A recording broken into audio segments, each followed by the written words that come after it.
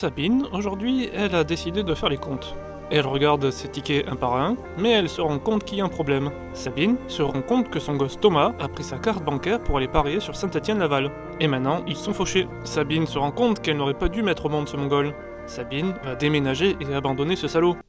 Le ticket moderne, celui qu'on connaît tous, c'est souvent un long serpent imprimé sur papier thermique. Aussi pâle que ta sœur l'adolescente qui s'enferme dans sa chambre. Le truc existe parce qu'au tournant des années 1970, les caisses deviennent électroniques, et que l'impression thermique devient une solution simple, rapide et compacte.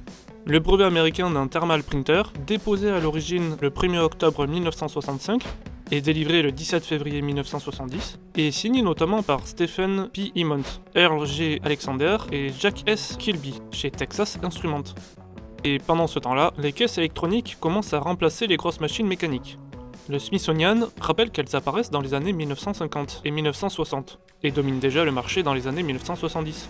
Bref, le ticket devient alors ce ruban imprimé à la chaîne, produit par une caisse qui ressemble de moins en moins à un coffre-fort, et de plus en plus à un cerveau comptable sous en fait, permettant à Sophie la manageuse de te fliquer sur les 2 centimes d'écart à la caisse, cette casse-couille. Cette modernisation explose encore plus avec le code barre. Le 1er avril 1973, le UPC est officiellement adopté. Puis le 26 juillet 1974, dans un supermarché Marsh à 3, dans l'Ohio, le premier passage célèbre d'un produit au scanner a lieu. Un paquet de Wrigley's Juicy Fruit à 67 cents. C'était pas cher sa race. Là, le ticket ne sert plus seulement à dire tu as payé, il sert aussi à brancher la vente sur un système complet de suivi. Prix, stock, rythme des achats, ta grande tante la folle, tout quoi. Le ticket de caisse devient alors la petite queue en papier d'un énorme animal informatique qui commence à apprendre tout ce qu'on achète. Y compris tes achats honteux à 22h, à base de chips Goubit et Schneck, de raviolis au chocolat, et de saumon goût bonbon fraise. T'es un malade, Bernard, un malade! Juste avant ça, il y a un autre moment important, celui du ticket en plusieurs exemplaires. En 1955, un brevet américain fondamental sur le Pressure Sensitive Record Material est publié à partir d'un dépôt du 30 juin 1953. Il est lié aux travaux pour la National Cash Register Company. C'est le principe du NCR, le fameux No Carbon Required.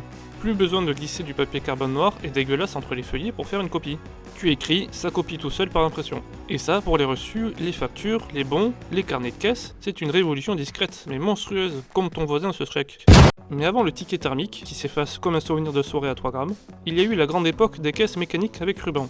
Bande papier et dispositifs de reçu. Le Smithsonian montre qu'en 1894, un NCR modèle 79 possède déjà un distributeur de reçus sur le côté. Plus tard, les machines gagnent des fonctions de plus en plus complexes, et les reçus imprimés deviennent une amélioration importante des caisses mécaniques.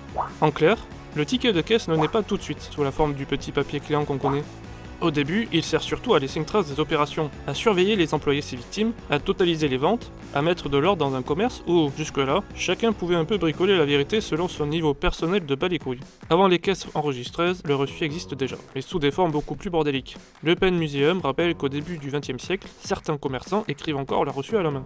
D'autres utilisent des carnets préimprimés, et d'autres encore notent les ventes en colonne. Autrement dit, avant que la machine standardise tout, le ticket de caisse ressemble encore à ce que le commerçant a sous la main, à son niveau d'alphabétisation et à son envie du jour de faire ça proprement, ou comme un sanglier mort. Et si on remonte encore, on trouve de vrais ancêtres antiques du ticket. Le Royal Ontario Museum conserve un fragment de reçu fiscal sur papyrus daté de 202-203 après Jésus-Christ, sous le règne de Septime Sévère. Encore plus précis, la base papyrologique de Berlin présente un reçu de capitation sur ostracon daté du 25 juillet 98 après Jésus-Christ, sous Trajan, pour le paiement du dernier versement d'un impôt par un homme nommé Paters Métis, reçu rédigé par le script collector Psansnos, ce qui prouve qu'en matière fiscale, l'humanité est restée extrêmement cohérente dans sa capacité à produire du papier pour t'expliquer que ton argent a changé de propriétaire et que tu n'as plus rien pour acheter tes Nike. Et si on veut aller encore plus loin, vers les racines profondes, le Pen Museum résume la chose simplement. L'histoire des reçus remonte jusqu'à la Mésopotamie et accompagne pratiquement l'histoire de l'écriture. Le British Museum conserve par exemple des tablettes cunéiformes, dont un reçu pour argent en Babylonie, et le Metropolitan Museum expose même un reçu pour le paiement du loyer daté d'environ 542 avant Jésus-Christ.